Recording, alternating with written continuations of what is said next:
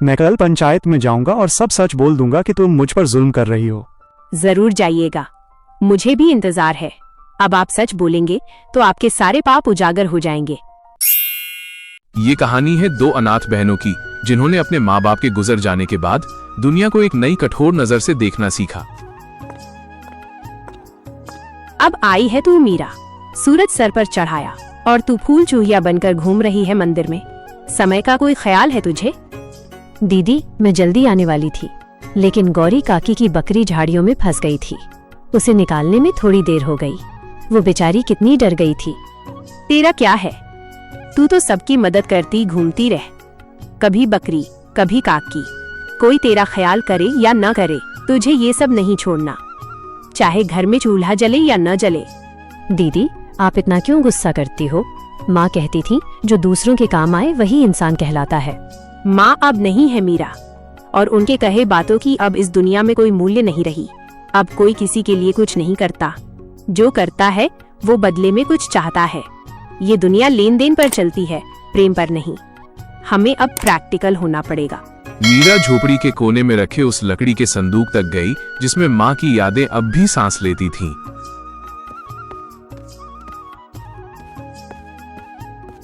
संदूक से निकाला हुआ एक साड़ी मीरा छू के अपनी दीदी से बोली, दीदी, जब ये साड़ी माँ पहनती थी ना, तब हमें देखकर मुस्कुराती थी। कहती थी तुम दोनों एक दूसरे का सहारा बनना, कभी अकेले मत पड़ना। क्या हम सच में उनका सहारा नहीं बन पाएंगे? मीरा की बात सुनते ही ज्योति का चेहरा नम हो गया और उसकी आंखें पल भर को भीग गईं। मैं तुझसे सख्त हूँ मीरा, क्योंकि मैं डरती हूँ। अगर तुझे भी एक दिन कुछ हो गया तो मैं अकेले कैसे जीऊंगी? इस दुनिया ने मुझसे सब छीन लिया है। मैं नहीं चाहती तू भी मेरी तरह कमजोर पड़ जाए, इसलिए तुझे मजबूत बना रही हूँ। दीदी, आप कमजोर नहीं हो, आप ही तो मेरी ताकत हो। अगर आप मेरा हाथ थामे रखो तो दुनिया की आंधी भी मुझे हिला नहीं सकती। माँ बाबूजी का प्यार हमारे साथ है। ठीक है, ठीक है, हम दोनों मिलकर सब संभाल लेंगे, लेकिन बाहर की दुनिया से कोई उम्मीद मत रखना। उसी समय उनके चाचा चाची विश्वनाथ, कमला और उनका बेटा मनोज झोपड़ी की तरफ आ रहे थे। अरे ज्योति, कैसी है मेरी बच्ची? तू ठीक तो है ना? बहुत मुश्किल से जिंदगी बिता रहे होगे ना? भैया भाभी के जाने के बाद हम तुमसे मिलने आए हैं। हम ठीक हैं चाचा जी, अब जो है उसी में खुश हैं। आप लोग बताइए, सब ठीक है? खुश? झोपड़ी में कैसी बातें कर रही हो? जरा सोचो, अगर तुम्हारे हिस्से की जमीन को तुम हमारे नाम कर देती तो हम तुम दोनों को अपने यहाँ रहने देते। तुम दोनों बहुत खुश रहती हमारे साथ। हाँ माँ, तुम सही कह रही हो। इनका घर भी पुराना हो चुका है और अब ये जमीन भी यूं ही पड़ी है, बर्बाद हो रही है। जमीन हमारे पास आ जाए तो हम इस पर कुछ नया शुरू कर सकते हैं। हमें किसी की जरूरत नहीं। बाबूजी की जमीन हमारी माँ और बाबूजी की आखिरी निशानी है, उसे हम यूं ही नहीं छोड़ेंगे। अरे बेटी, तुम जरा समझो, तुम्हारी जो खेतों की जमीन है वो भी तो बंजर ही पड़ी हुई है ना। और वैसे भी दुनिया समझदारी से चलती है। तुम लड़कियां हो, तुम खेत नहीं जोतती। ये काम हमसे बेहतर कौन करेगा? देख लेना, एक दिन रोती हुई आओगी हमारे पास। जब अनाज खत्म होगा तब समझ आएगा कि रिश्तेदारों से मुंह नहीं मोड़ा करते। हमें तुमसे कोई दुश्मनी नहीं है, हम तो बस भविष्य की चिंता कर रहे हैं। हमारी चिंता आप मत कीजिए, हम अपनी देखभाल खुद कर सकते हैं। विश्वनाथ, कमला और मनोज ज्योति को ये सब सुनाकर वहाँ से निकल गए। दीदी, क्या सच में हम अकेले पड़ जाएंगे? वो लोग हमारी जमीन लेना चाहते हैं ना? हाँ मीरा, पर जब तक मैं जिंदा हूँ कोई हमारी जमीन छू भी नहीं सकता। तुझे कुछ नहीं होने दूंगी। अब ये बातें छोड़ो, हमें काम शुरू करना है।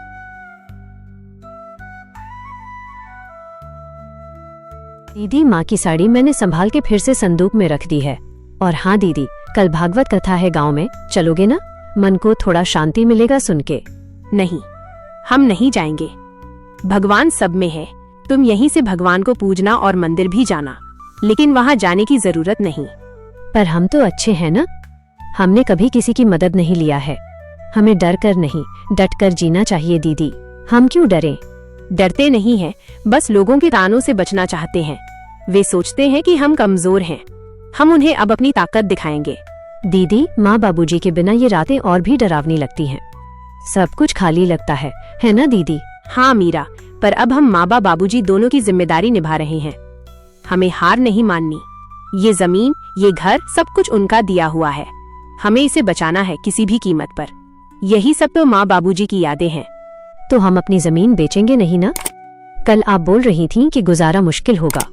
नहीं बेचेंगे, हम अपनी मेहनत पर भरोसा रखेंगे। तू ठीक बोल रही थी, इसे बेच के कुछ दिन ही गुजारा कर पाएंगे, उसके बाद क्या? अरे आप मायूस मत हो दीदी, मुझे सिलाई बुनाई का काम आता है, मैं वो करके घर खर्चे निकालूंगी, आप बस घर संभालना। नहीं, हम दोनों मिलकर काम करेंगे। तू सिलाई कर और मैं लोगों के घर काम करने जाऊंगी। और मुझे बांस की चीजें बनाना भी आती है जो बाबूजी ने सिखाया था। हम दोनों अपनी अपनी कला से घर का गुजारा चलाएंगे।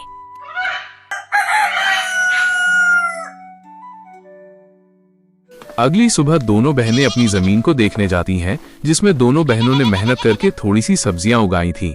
देखो, मेहनत करके कितनी सारी सब्जियां उगाई हैं। अब हम किसी व्यापारी को ये बेच के थोड़े पैसे कमा सकते हैं। हाँ, तू ठीक बोल रही है। इन पैसों से हम बीज और जरूरी सामान खरीदेंगे। दीदी, ये जमीन के बीचों बीच खूंटी कौन गाड़ गया? यह तो कल यहाँ नहीं थी और न ही हमने इसे गाड़ी है। जरूर इसे कोई यहाँ गाड़ गया है। ये जरूर हमारे चाचा चाची का काम होगा। लेकिन यह काम बिना किसी सरकारी आदमी के नहीं होता। इसका मतलब हमारे खेत को ये लोग बांटने की साजिश चला रहे हैं। ये सिर्फ खूंटी नहीं है, ये दबाव है। क्या वो लोग सच में ऐसा कर सकते हैं? लालच में आदमी कुछ भी कर सकता है मीरा। उसी वक्त दूर से विश्वनाथ आता दिखा और उसके साथ कमला और उनका बेटा मनोज भी था। तीनों के चेहरे पर अजीब सी मुस्कान थी। ज्योति समझ गई कि ये जानबूझकर किया गया है। अरे बेटियों, घबरा क्यों रही हो? हम तो बस मदद करना चाहते हैं। तुम्हारे माँ बाप के जाने के बाद जमीन की देखभाल बहुत जरूरी है। तुमसे अकेले तो होगा नहीं, और अब यह जमीन बट चुकी है।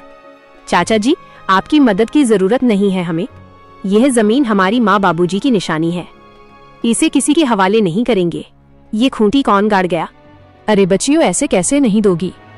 ये जमीन तो तुम्हारे और हमारे मनोज के दादाजी ने अपने दोनों बेटों को बराबर हिस्सा करके दिया था। लेकिन शायद तुम्हारे पिता अपने आखिरी दिनों में तुमसे ये बात बोलना भूल गए। इतने साल तो हम साथ ही खाए पिए हैं। आप अचानक से ये बात क्यों बोल रहे हैं? हम तो तुम्हारी भलाई ही चाहते हैं। अब ये दुश्मनी क्यों? दुश्मनी तब शुरू हुई चाची, जब आपने हमें अकेले समझकर हमारी जमीन पर नजर डाली। और चाची, दुश्मनी तो आप लोग हम दोनों से निकाल रही हो। अरे मीरा, इतनी गरज क्यों रही हो? छोटी हो, छोटी बनकर रहो। ऐसे बड़ों के बीच मत बोल, समझी? अरे जाओ, कैसे बड़े लोग जिनकी सोच छोटी होती है वे उम्र में बड़े होकर भी सम्मान के हकदार नहीं होते। मीरा, तू कुछ मत बोल। और हाँ, अब अगर आप लोग हमारे खेत के पास भी आए तो अच्छा नहीं होगा। हम कमजोर दिखते हैं पर डरते नहीं। ठीक है बेटियों, हम कुछ नहीं कहेंगे, लेकिन कानून अपना काम करेगा। जब जमीन के सरकारी कागजात आएंगे तो देख लेना। जब तुम्हारे नाम नहीं निकलेंगे तो खुद समझ जाओगी कि जमीन किसकी है। तीनों वहां से चले गए। ज्योति और मीरा कुछ देर तक खामोश खड़ी रहती हैं। दीदी, क्या वो सच में कागज बदलवा सकते हैं? कुछ भी कर सकते हैं मीरा। लालच में आदमी कुछ भी कर सकता है। उसी दोपहर दोनों बहनें सरपंच के पास पहुंची। चौपाल में गांव वाले बैठे थे और वहां पहले से ही विश्वनाथ बैठा हुआ था। सरपंच जी, हम आपके पास न्याय मांगने आए हैं। हमारे चाचा चाची जमीन हड़पना चाहते हैं और शायद पटवारी से मिलकर फर्जी कागज बनवा रहे हैं। हम अनाथ हैं, इसका मतलब ये नहीं कि हम बेबस हैं। हमें अपनी माँ बाबूजी की जमीन किसी हाल में नहीं देनी। कृपया आप हमारी मदद करें। विश्वनाथ जी, अगर ये सच है तो ये गांव की मर्यादा के खिलाफ है। परिवार के नाम पर ठगी करना यहाँ नहीं चलेगा। सरपंच जी, हम तो बस इनकी भलाई चाहते हैं। भाई की मौत के बाद हमने ही इन्हें पाला है। सरपंच जी, यह लड़कियां हमें बदनाम कर रही हैं। हम तो बस जमीन की चिंता कर रहे हैं। इन दोनों बच्चियों को क्या पता ये जमीन के बारे में। ये जमीन के बारे में तो इनके पिता और मैं ही जानते थे। मेरा भाई तो अब इस दुनिया में नहीं रहा, इसीलिए अब मुझे ही तो सब कुछ देखना पड़ेगा। गांव वालों में फुसफुसाहट होने लगी। हमने इन बच्चियों को बचपन से देखा है, ये झूठ नहीं बोल सकती। विश्वनाथ जी, जमीन का मामला गंभीर है। मैं इस बात को अगले दिन पंचायत में विस्तार से निकालने की बात करता हूँ और फैसला अगले दिन देने की बात कहता हूँ। बहनों की आंखों में पहली बार उम्मीद की चमक थी। वे सरपंच को धन्यवाद देकर वहां से निकल गईं। अगले दिन सुबह होते ही गांव में एक अफवाह फैल गई कि विश्वनाथ अब पंचायत से कहकर जमीन अपने नाम करवाने की तैयारी कर रहा है। ज्योति मीरा को लेकर सीधा सरपंच के वहां पहुंची। सरपंच जी, हमें आपसे इंसाफ चाहिए था। मेरे माँ बाबूजी की जमीन पर मेरे चाचा जबरदस्ती का दावा कर रहे हैं और आप लोग उनका साथ दे रहे हैं। हम कोई अबला नहीं है, हम ऐसे चुप नहीं रहेंगे। विश्वनाथ, कमला और मनोज भी वहां पहुंच गए। सरपंच जी, हम तो बस इनकी भलाई चाहते हैं।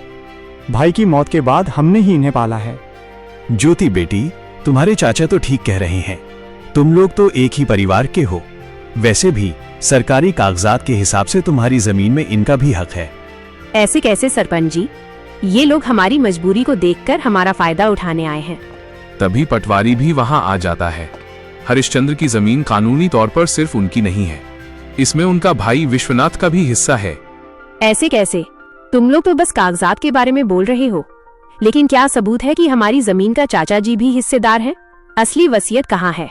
पटवारी जी, कागजात पर तो रिश्वत का पानी भी चल जाता है। हाँ, ज्योति बिटिया बात तो सही कह रही है। पटवारी जी, आप कुछ पुख्ता सबूत भी पेश करो।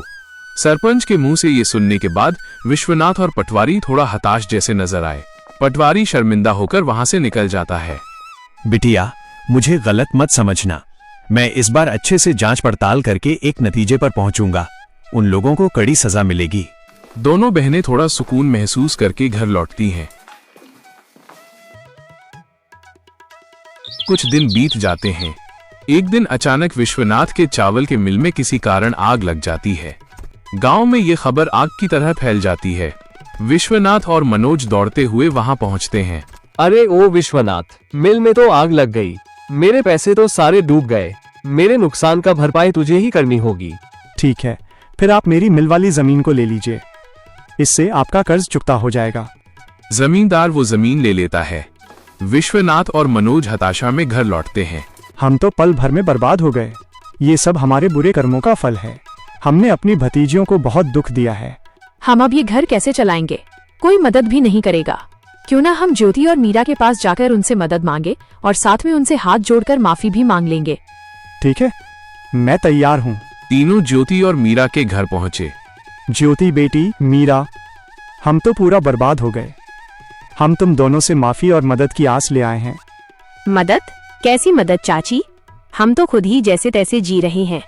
हमें इस जमीन पर खेती करने की इजाजत दे दो। हम ईमानदारी से काम करेंगे। हम मदद करेंगे चाची। जो हुआ सो हुआ। आखिर आप लोग हमारी चाचा चाची हैं। क्या बोल रही तू मीरा? भूल गई कितना दुख दिया है इन लोगों ने हमें। दीदी, माँ कहती थी कि माफी बहुत बड़ी जीत है। हमें इन्हें एक आखिरी मौका देना चाहिए। ठीक है, मैं तुम्हें माफ नहीं करूंगी, पर मैं तुम्हें दया दिखाऊंगी। तुम इस जमीन पर सिर्फ मजदूरी के रूप में काम कर सकते हो। जमीन पर कोई दावा नहीं होगा। दया और मजबूरी के मिश्रण ने परिवार को फिर से जोड़ा। पर क्या विश्वास की ये नई डोर लालच के पुराने गांठों को खोल पाएगी?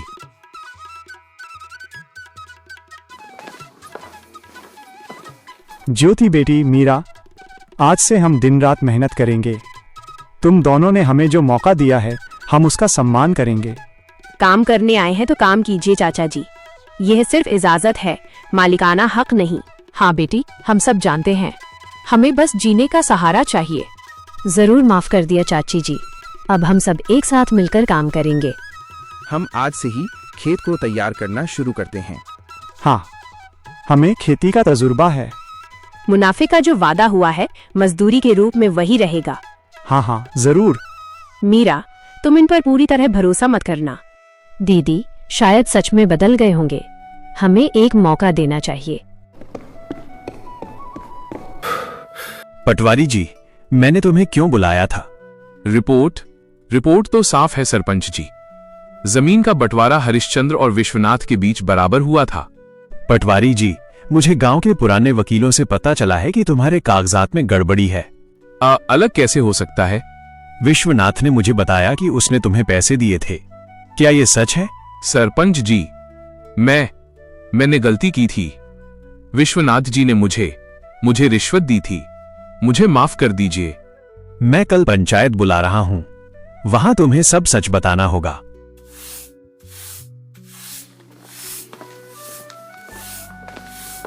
बेटी ज्योति, आज हमने बहुत काम किया है। एक बात कहनी थी। मनोज और मैंने सोचा है कि अगले साल हम कुछ पैसा बचाकर जमीन का दूसरा हिस्सा जो पिताजी ने मुझे दिया था, उसे हम अपने नाम करा लें। क्या कहा आपने? मतलब ये कि जब हम दोनों मिलकर काम कर रहे हैं तो कागजात में भी दोनों का नाम होना चाहिए ना। पश्चाताप? आपका पश्चाताप सिर्फ आग लगने तक था चाचा जी। आप हमारी दया का फायदा उठा रहे हैं। मैं इसीलिए बोल रहा हूँ क्योंकि मैं अब भी उनका बेटा हूँ। तुम दोनों अनाथ हो, इसका मतलब ये नहीं कि तुम मेरे हक पर राज करोगी। अब आप इस जमीन पर एक और कदम नहीं रखेंगे। मैं इस जमीन पर कल काम करूंगा। मैं कल पंचायत में जाऊंगा और सब सच बोल दूंगा कि तुम मुझ पर जुल्म कर रही हो। जरूर जाइएगा, मुझे भी इंतजार है। अब आप सच बोलेंगे तो आपके सारे पाप उजागर हो जाएंगे। अगले दिन सुबह गांव की पंचायत लगी है। सरपंच, सभी गांव वाले, ज्योति, मीरा और विश्वनाथ परिवार वहां मौजूद है। सरपंच जी, मैं माफी मांगना चाहता हूँ, पर ये लड़की ज्योति मुझ पर जुल्म कर रही है। शांति। विश्वनाथ, क्या तुमने पटवारी को रिश्वत दी थी? पटवारी रामदयाल, तुमने ज्योति और मीरा की जमीन के कागजात में फेरबदल क्यों किया था? सरपंच जी, मैंने गलती की थी। विश्वनाथ जी ने मुझे रिश्वत दी थी। विश्वनाथ, तुमने लालच में आकर अपने ही भतीजियों को धोखा दिया। गांव वालों, मुझे असली वसीयत मिली है। जमीन 2 हिस्सों में बटेगी, लेकिन इस वसीयत में एक शर्त है। यदि विश्वनाथ ने लालच के वशीभूत होकर अपनी भतीजियों को अकेला छोड़ा, उनकी सहायता नहीं की या उन्हें धोखा दिया, तो उसका हिस्सा भी हरिश्चंद्र की संतानों को दे दिया जाएगा। विश्वनाथ, तुमने धोखा दिया, अतः मैं फैसला सुनाता हूं। जमीन का पूरा मालिकाना हक दोनों बेटियों ज्योति और मीरा को दिया जाता है। नहीं, मेरी लालच ने मुझे बर्बाद कर दिया।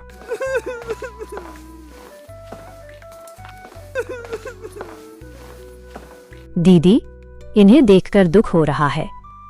ज्योति, मीरा, हमें माफ कर दो। हमने अपना सब कुछ खो दिया। दीदी, आपको मेरी कसम, इन्हें एक आखिरी मौका दे दीजिए। आखिर ये हमारे अपने हैं। ठीक है, मैं तुम्हें माफ नहीं करूंगी। तुम इस घर और इस जमीन पर मजदूरी के तौर पर काम कर सकते हो। हम ऐसा नहीं करेंगे बेटी, हम अपनी गलतियों से सीख गए हैं। दया और पश्चाताप की नई सुबह हो चुकी थी। लालच की जड़ें कट चुकी थीं और परिवार की नींव अब सच्चे रिश्तों पर टिकी थी। कई महीने बीत चुके हैं। विश्वनाथ, कमला और मनोज पूरी ईमानदारी से मजदूरी कर रहे हैं। फसल बहुत अच्छी हुई है। दीदी, देखो, इस बार तो सब्जियां दुगुनी हुई हैं। हाँ मीरा, जब सब मिलकर काम करते हैं तो बरकत अपने आप आती है। ये सब तुम्हारी और मीरा की वजह से है बेटी। हम अब बस ईमानदारी से काम करना चाहते हैं। बाबूजी, मुझे अब चावल मिल की कोई याद नहीं आती। मेहनत का फल मीठा होता है। ठीक है, अब कोई पुरानी बात नहीं। हम सब एक परिवार हैं और एक परिवार की तरह ही काम करेंगे। ज्योति बेटी, मुझे अब पहली बार रात को सुकून की नींद आती है। अब मुझे चोरी और लालच का डर नहीं सताता। मुझे खुशी है चाची। विश्वनाथ और ज्योति फसल लेकर बाजार पहुंचते हैं। कुछ ही पलों में उनकी मेहनत रंग लाती है और देखते ही देखते सारे बैंगन बिक जाते हैं। ज्योति बेटी, फसल का जो मुनाफा हुआ है उसमें से हमारे हिस्से की मजदूरी तुम हमें दे सकती हो। ये लो, ये तुम्हारी मजदूरी है। नहीं बेटी, हमें अभी इतने पैसों की जरूरत नहीं है। तुम इन पैसों से अपने लिए अच्छे कपड़े खरीदो। हमारी जरूरतें अब बहुत कम हैं। आप सच में बदल गए हैं चाचा जी। हाँ बेटी, मुझे देर से पता चला कि जमीन से ज्यादा कीमती परिवार का प्यार और आत्मसम्मान होता है। एक दिन सरपंच ज्योति के घर आते हैं। ज्योति बेटी, मीरा, तुमने विश्वनाथ को माफ करके जो महान काम किया है उसकी मिसाल गांव में दी जा रही है। मैंने सोचा, अब जब विश्वनाथ ने अपना चरित्र साबित कर दिया है तो जमीन की वसीयत की शर्त का भी सम्मान होना चाहिए। वसीयत कहती थी कि अगर विश्वनाथ ने धोखा दिया तो उसका हिस्सा तुम्हें मिलेगा, पर वसीयत का एक और पहलू है। अगर वो प्रेम और सहारा बन जाए तो उसका हिस्सा उसे वापस मिल जाएगा। पर वो तो अब मजदूरी कर रहे हैं। मैं चाहता हूं कि तुम दोनों अपनी मर्जी से प्रेमवश उन्हें उनका आधा हिस्सा वापस दे दो। दीदी, हम वही करेंगे जो हमारा दिल कहता है। हम तैयार हैं सरपंच जी, ये हमारी तरफ से अंतिम क्षमा होगी। चाचा जी, हमने फैसला कर लिया है, हम तुम्हें तुम्हारा हिस्सा वापस देते हैं। नहीं बेटी, मुझे वो जमीन नहीं चाहिए। तुम दोनों ने हमें जिंदगी वापस दी है। चाचा जी, आपको ये हक बिना शर्त लेना होगा। ये जमीन हमें इसलिए मिली क्योंकि हमारे दादाजी ने विश्वास को लालच से ज्यादा महत्व दिया था। और हमें ये इसलिए वापस मिली क्योंकि दीदी ने क्षमा को अधिकार से ज्यादा महत्व दिया। हमारा परिवार अब फिर से एक है। जीवन में सबसे बड़ी जीत वो नहीं होती जिसमें हम दूसरों को हराते हैं, बल्कि वो होती है जिसमें हम स्वयं के लालच को हराते हैं। ज्योति की हिम्मत और मीरा की दयालुता ने साबित कर दिया कि रिश्तों की असली नींव पैसे या जमीन पर नहीं, बल्कि विश्वास, क्षमा और सच्चे प्रेम पर टिकी होती है। अगर आपको ये कहानी अच्छी लगी हो तो वीडियो को लाइक करें, शेयर करें और चैनल को सब्सक्राइब करें। Thanks for watching.